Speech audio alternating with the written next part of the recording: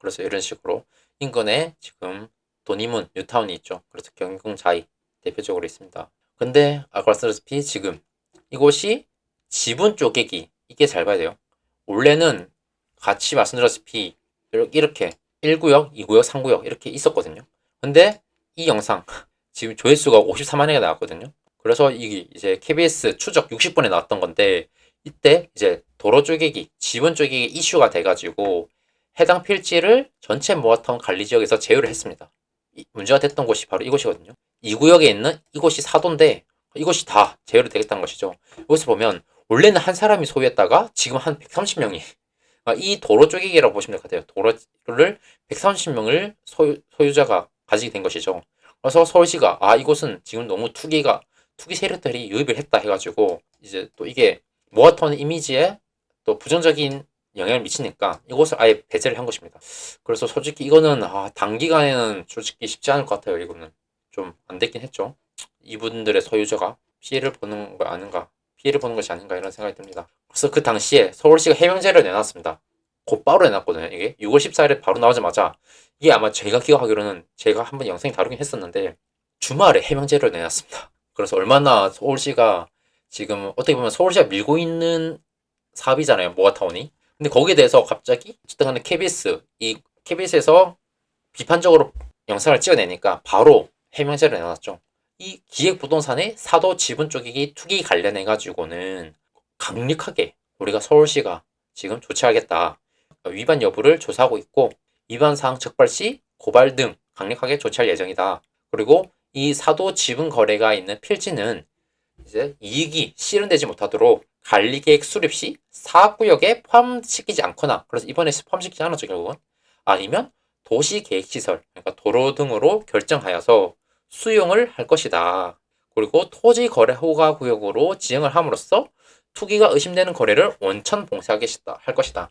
그럼 사람들이 이 당시에 왜 이곳에다가 투자를 했을까요? 어차피 이곳이 설령 공동주택으로 개발된다 하더라도 이 사람들은 입주권이 목적이 아니에요. 사도가 사업시행구역에 포함될 경우 매도 청구 소송 시 도로보다, 그러니까 이게 도로라고 했잖아요. 사도. 도로보다 감정평가를 하게 될 경우 높게 현금 청산을 받을 수 있기 때문에 이 소규모 주택 정비 사업의 특성을 노린 사항입니다. 그래서 지금 뭐 중앙정부, 국토부와 협력을 해가지고 감정평가 방식 등 이런 원천적인 해결 방식을 모색하겠다. 그래서 이 사람들은 결국은 매도 청구할 때 이 사람들이 도로를 집벽안에 이제 사업할 때 매도 청구를 할 거 아니에요. 근데 그 당시에 이제 감정평가를 받게 되는데 보통 이게 도로보다는 높게 감정평가를 받게 됩니다. 그래서 그 목적으로 한 것이죠. 그때 보시면 지금 어쨌든 간에 그 당시에는 24,466제곱미터 넓었죠. 아까 말씀드렸다시피 이 전체 다 해가지고 넓었다는 것을 알 수 있고요. 그래서 그때 지금 한창 계속해서 모아타운도 투기 방지 대책을 마련해놨습니다. 그래서 해당 지역은 22년 6월 23일 권리산정 기준일입니다. 그래서 이것도 권리산정 기준일이 다 똑같은 권리산정 기준일이 아니다. 모아타운에서는 이 권리산정 기준일까지 착공신고를 해야 됩니다. 착공신고를 득하지 못한 사업의 토지 등 소유자는 해당 필지에서 모아주택 시행된다 하더라도 현금 청산 대상자다. 이렇게 해주시면 될 것 같고요. 그리고 설령 권리산정 기준일, 그러니까 22년 6월 23일까지 착공신고를 득하였을 경우라도 조합 설립인가 전까지 소유권을 확보해야 됩니다. 이것도 잘 봐야 돼요. 이건 놓치는 사람도 있는데 어쨌든 간에 이 두 개 모두 만족해야 이제 입주권을 받을 수 있게 되는 것입니다. 분양 대상, 이렇게 해야 분양 대상이 될 수 있다. 그래서 혹시나 이제 신축 같은 것들 매수하고자 한다면 이런 것들 잘 봐야 되겠죠. 그래서 혹시나 여기 보니까 빈집 및 소규모 주택 정비에 관한 특례법 제24조에 이런 식으로 나와 있다고 하더라고요. 그래서 한번 찾아봤습니다. 그래서 소규모 주택 정비에 관한 특례법 보면 제24조 조합원의 자격 나오죠. 그래서 조합원은 토지 등 소유자로 하되 다음 각 호의 어느 하나에 해당하는 때에는 여러 명을 한 명으로 조합원을 하겠다. 지금 여러 명이 공유 지분 이런 것들 한 명만 입주권 주겠다는 것이죠. 그리고 여러 명의 토지 등 소유자가 같은 세대에 속하는 경우 1세대로 본다. 한 명한테만 입주권 주겠다는 것입니다. 그리고 조합 설립인가 보시면 후에 토지 등 소유자로부터 토지 또는 건축물 소유권, 지상권을 양수받아 여러 명이 소유하게 된 때 이것도 한 명으로 보겠다. 이렇게 이해를 했으면 좋겠습니다. 그래서 원래는 이곳이었는데 아까 지금 투기 세력이 이제 이곳에 사도가 문제가 되어서 이런 식으로 면적이 줄어들었다. 이해를 해주시면 될 것 같습니다. 일단 1차적으로는 제가 설명을 해드렸고요. 조금 더 이제 모아톤에 대해서 좀 다른 조금 심도 깊은 이야기를 좀 해볼까 합니다. 이게 모아톤 설명 자료를 가져봤거든요. 그런데 아마 조금 이런 부분을 안 보시는 분들이 있을 것 같아서 제가 한번 모아톤 다루면서 좀 설명을 해봤습니다. 그래서 뭐 이런 것들, 뭐 기본적인 내용들은 알고 계시면 될 것 같고, 좀 특이한 점은 보시면 원래 이런 식으로 주택건설촉진법이 72년도에 있었거든요. 그리고 이런 식으로 도시저소득 주민의 주거환경 개선을 위한 임시조치법 89년도에 만들어졌습니다. 그래서 이때 주거환경 개선 사업이 도입이 되었죠. 그리고 87년도에 주택 재건축 제도가 도입이 되었습니다. 그래서 이런 것들 도시개발법 다 기존에 있던 것인데 이게 합쳐져 가지고 2002년도에 도시 및 주거환경 정비법 법이 만들어졌어요. 이 세 개가 합쳐져 가지고 하나로 법이 합쳐졌다는 것이죠. 그래서 이때 그리고 여기서 파생된 게 그 뉴타운 서울에서 이제 그 이명박 정권 이명박 전 대통령이 서울시장 시절에 이제 뉴타운 도입함으로써 이게 전국적으로 퍼졌죠. 바로 이 도시재정비 촉진법 2005년도에 만들어졌는데 이것도 참고로 알고 계시면 될 것 같고요.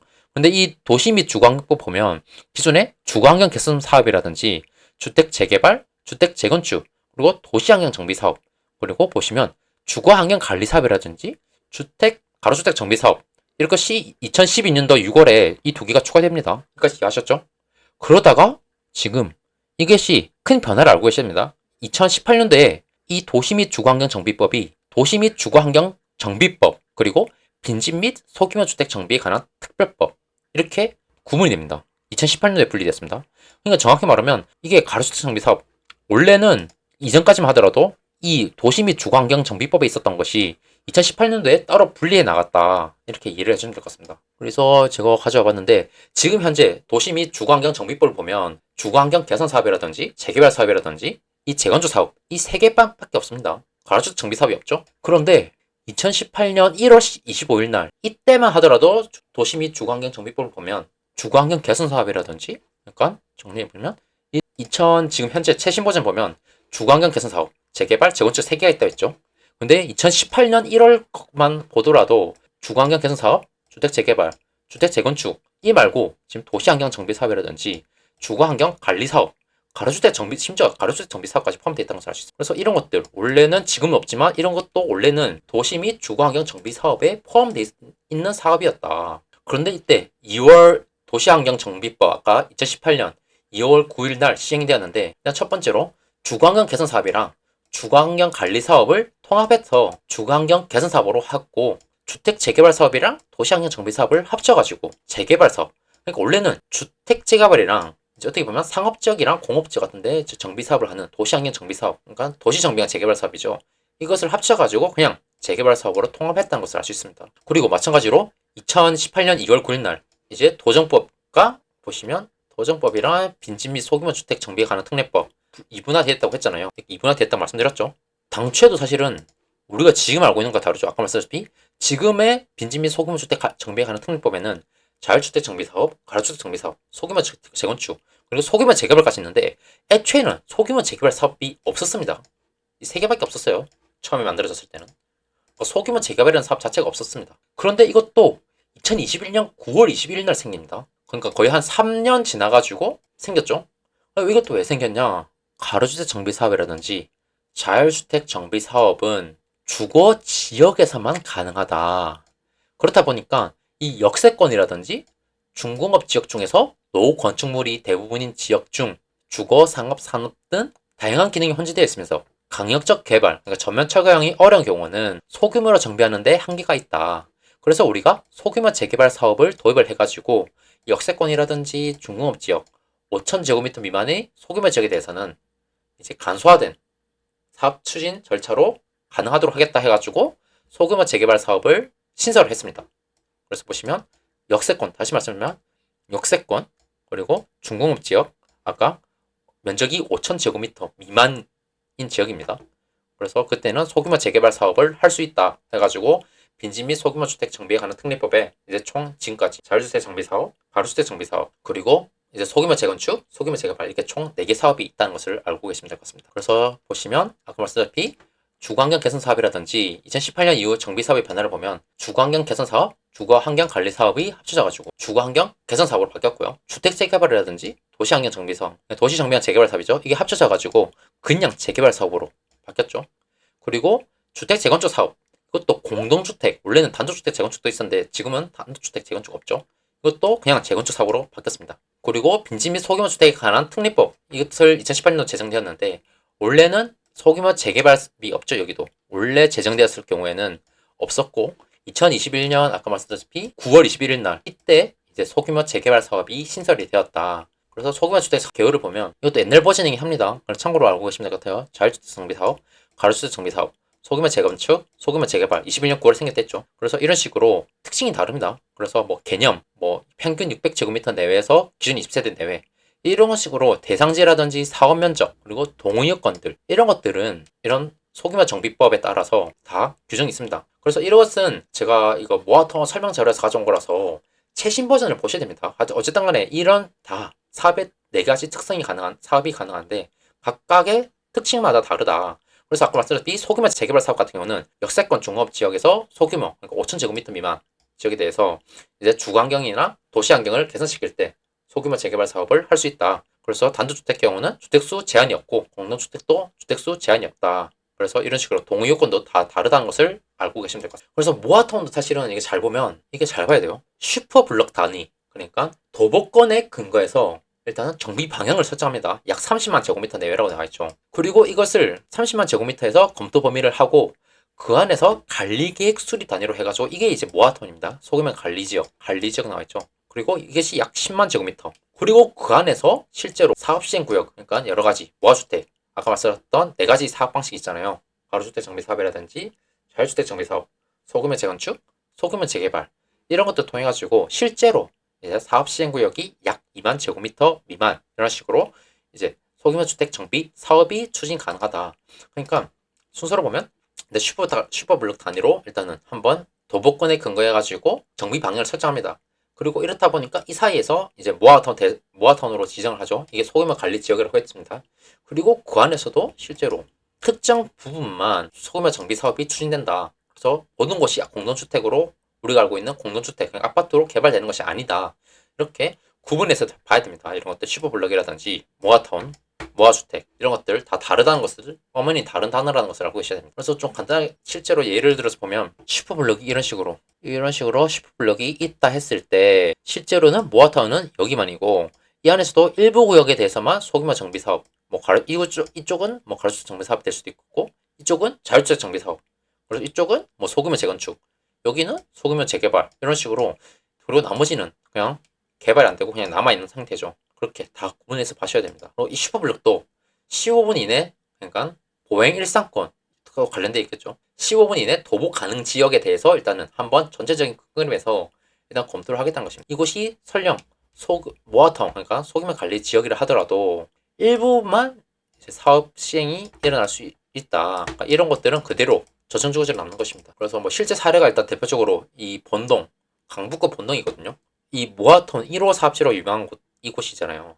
근데 이것도 사실을 보면 슈퍼블럭이 이렇게 이 전체적으로 이 지천이 있잖아요. 또 여기 지천 관련해가지고 전체적으로 보고 실제로 이제 모아타운으로 대상지로 신청된 것은 이것입니다. 그리고 이 모아타운 대상지 안에서도 지금 이 하나하나 이쪽 이렇게 모아주택 사업이 이제 개발되고 있는 것이죠.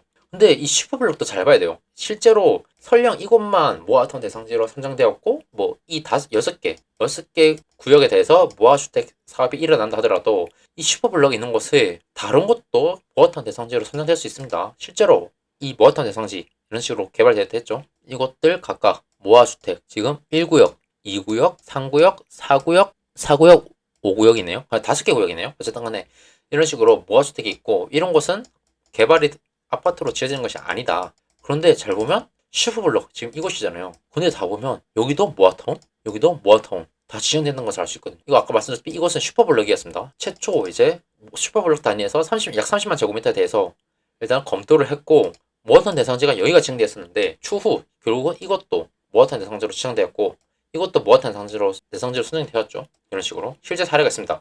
그러니까 제가 말하고 싶은 것은 슈퍼블럭 일단 모아타운 대상지 지정된 곳 오케이 좋죠. 그런데 실제로 그 모아타운 대상지 지정하기 앞서 슈퍼블럭 단위에서 검토를 했을 건데 그 슈퍼블럭 내에서 다음에 이제 이런 식으로 이런 사례를 봤을 때 계속해서 모아타운 대상지로 또 추후에 지정되는 사례가 있기 때문에 그런 곳들, 아직 대상지로 선정이 안 된 곳들, 앞으로 가능성이 높은 곳들 관련해서 보시면 될 것 같습니다. 그래서 아까 말씀드렸다시피 이 모아타운이란 것은 결국 서울시가 만든 그 브랜드라고 보시면 될 것 같고, 원래는 이제 빈집 및 소규모 주택에 관한 정비 사업, 소규모 정비법에 있는 것입니다.